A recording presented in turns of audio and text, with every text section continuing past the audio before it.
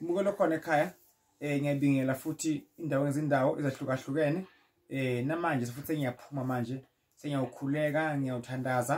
ngikela bonke abantu abakhona emhlabeni abanenkinga abanamashaba namabhadi mawufuna ukuhlola ngithinte ngithi malangeni besibhizi kakhulu singakhona ukuthi nihlole singakhona ukuthi futhi sikhulume kunye nani because inomsebenzi wenyenze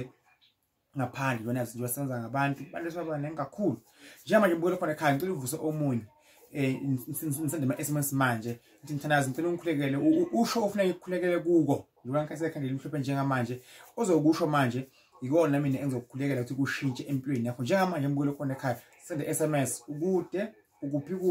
uyagula uyagulelwa ufuna umsebenzi business relationship kuba nenkinga uphakathi amabhadi ama-Christito isithunywa sakho fasisukume lakhathi ngisenza konke nedi asithwasisi mara senza ngesithunywa futhi ke nje nibuka lapha ama video amnyimbe lengibonako njena abanye sayikhona ake simlandele sibone ukuthi thina ngenze isiphumelele inkosi ibuse mbukelo khona ekhaya ngiyacela abazali abakhona emakhaya kuba abantu abeli manje baneyithunywa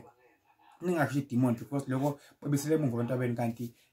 abantu abadala sebafikile ukuthi bafuna ukubasebenzisa so mbukelo khona ekhaya njengamanje kumele ukwenze kukodwa send SMS manje ngiyaphuthuma njengamanje umprofeti Dlamini Mthandazi useyokukhulekela njengamanje